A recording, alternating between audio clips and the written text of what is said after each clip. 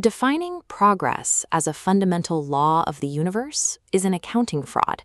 It is a value commitment disguised as a neutral fact, where those at the destination hide the journey's losses within the grammar of the word itself. This is geometry. Travel from A towards B, you are progressing. It's a relationship to a stipulated terminus, a vector, not a universal truth. Remove the terminus, and movement becomes displacement. Without a chosen destination, progress has no evaluative power.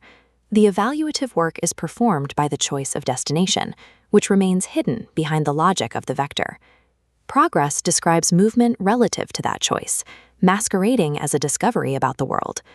In this T-chart ledger, gains are recorded while losses vanish.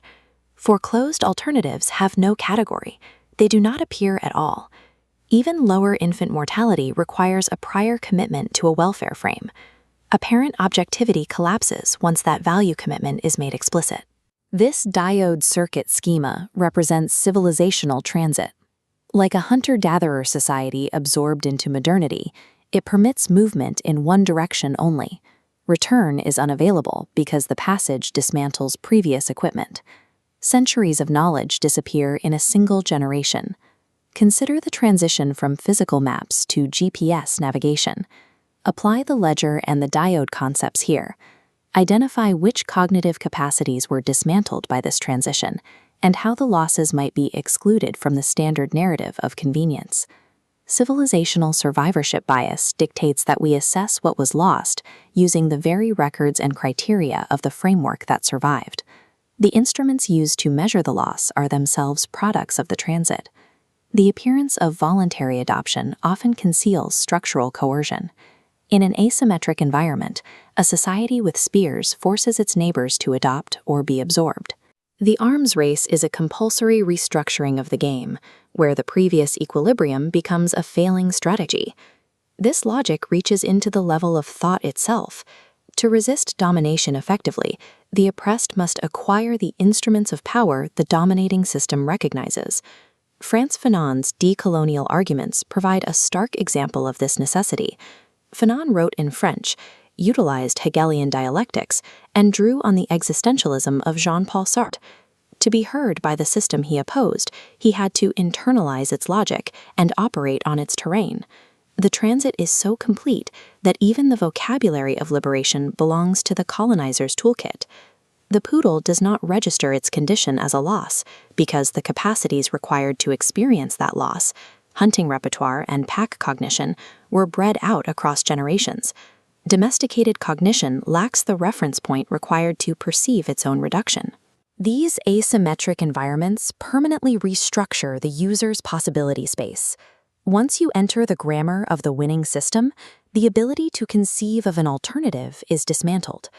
Large language models represent a transition toward the outsourcing of primary cognition. We are moving toward a structural dependency where reasoning, writing, and synthesis are no longer internal habits, but external services. Socrates famously argued that the invention of writing would produce forgetfulness. While civilization did not become illiterate, his observation highlights the historical friction between human capacity and external tools. A tool scaffolds capacity when it demands judgment and preserves friction.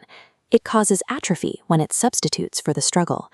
Because energy conservation is a deep feature of biological systems, a tool that replaces a skill will inevitably depreciate that skill across the population. This line graph shows the competitive trap for above-average thinkers. Short-term output spikes with AI augmentation, while long-term cognitive capability slopes downward through disuse. The environment punishes the individual who unilaterally rejects this efficiency, even as it facilitates collective intellectual atrophy.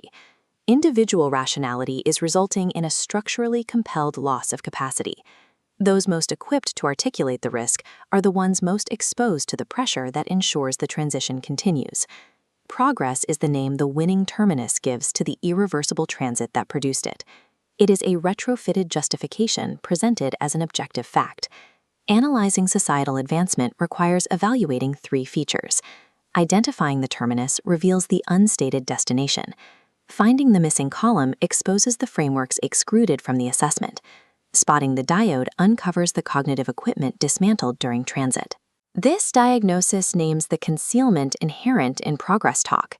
Curing this civilizational blindness does not require stopping the transit, but it does require acknowledging exactly what is being lost as the kennel becomes more comfortable.